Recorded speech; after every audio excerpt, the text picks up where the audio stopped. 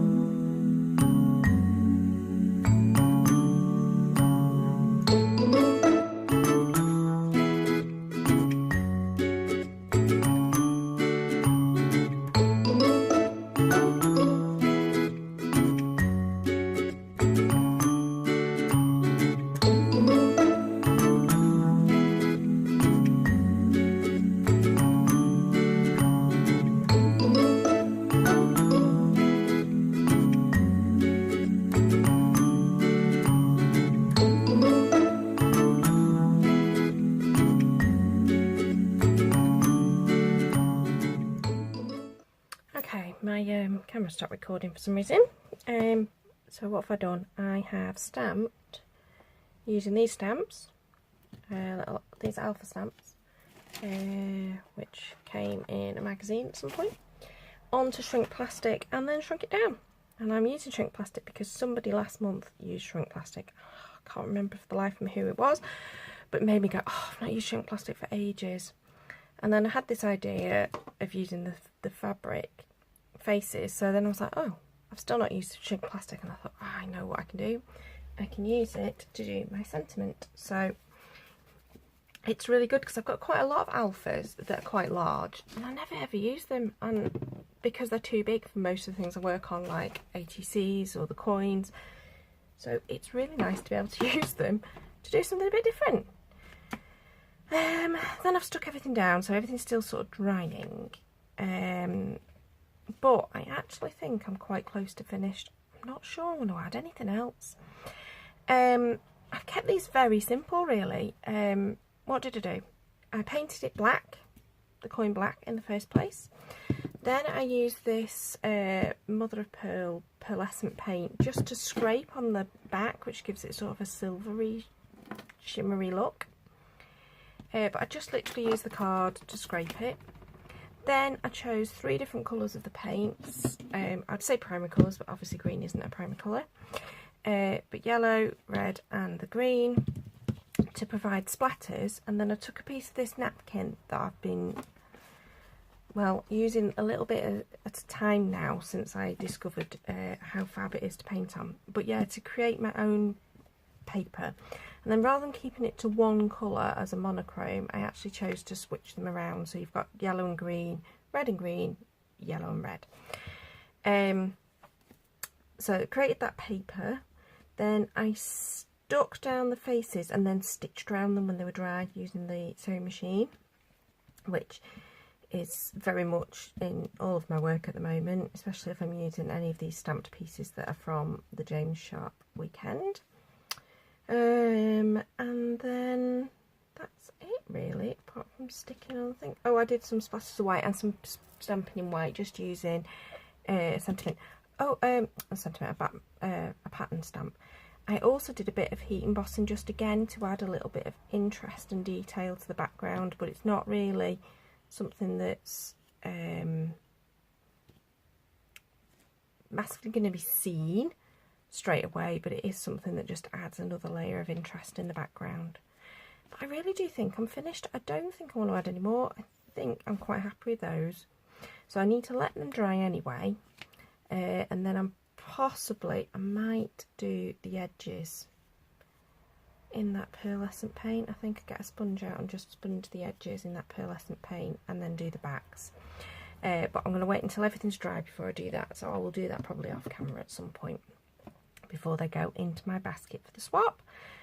So there you go, there's my Let's Face It Artist Trading Coins, which are for the Artist Trading Coins UK swap group that I run on Facebook. So for those that don't know, head over to Facebook, put in Artist Trading Coins UK swap, and you will find the group. And if you are a UK resident, then please feel free to join and join in the swaps with us. It is UK only because what happens is people post me theirs with a stamped addressed envelope, and then they get 3 separate ones back in the post. And obviously I can't do that with people who live abroad. So I've kept it to UK only, and I know that there are other artist trading coin groups out there that will do other swaps internationally, but this one's for UK only. And this month the theme is Let's Face It. So if you enjoyed watching me play, and apologies again for that little missing segment where I stuck it all together and made my little shrink plastic sentiments, but please do give me a thumbs up if you enjoyed it. It lets me and YouTube know that you're enjoying what you're watching. Also, subscribe if you want to see more.